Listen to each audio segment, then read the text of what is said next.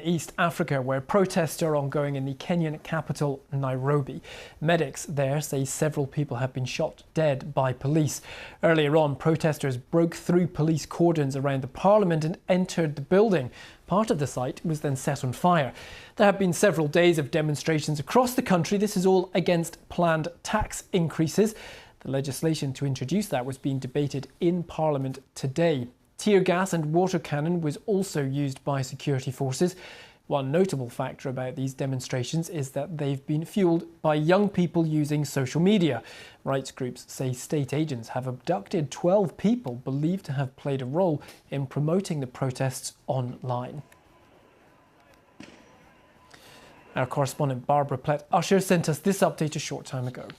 Police have deployed in very large numbers to try and stop the protesters from getting to Parliament. They have set up at different intersections along this main avenue, Kenyatta Avenue, and they've been firing tear gas, colored dye. Protesters have been breaking through, running down the avenue.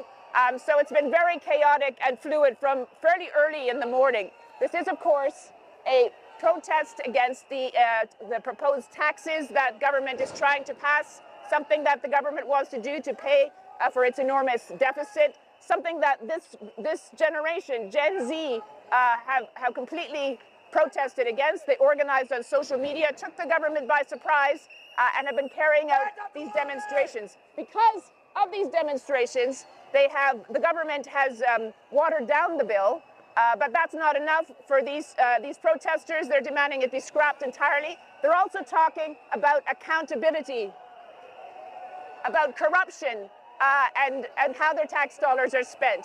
While all this is going on, you can see the tear gas in the distance. The Parliament is meeting to debate the bill and are expected to pass it with amendments. Well, our correspondent Mercy Juma is in another part of the capital, Nairobi. She told us what she's been seeing where she is.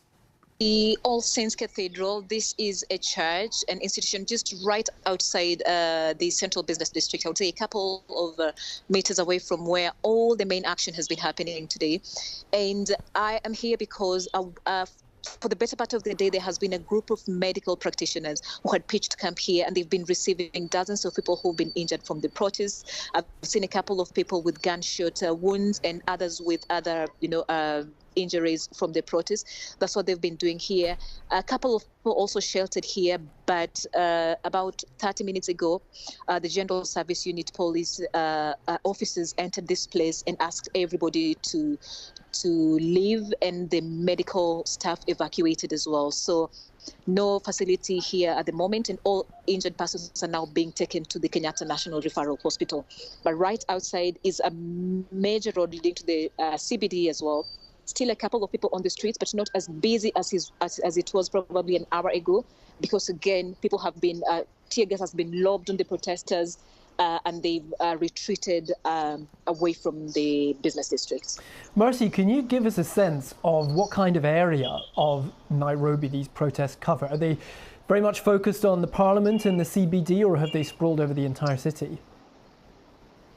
So I have been out here since about 9 a.m. and literally all the major streets of the central business district have been covered by protesters. I've covered many protests before, but I've never seen as many protesters as I saw today. There were thousands of them on the streets, and not just near Parliament buildings, but even away. So they started from really far away, and they kept advancing towards Parliament. They kept breaking the barrier that the police had put, pushing the security forces towards Parliament until they managed to get into the Parliament buildings. So they started from really outside the town and moved into town.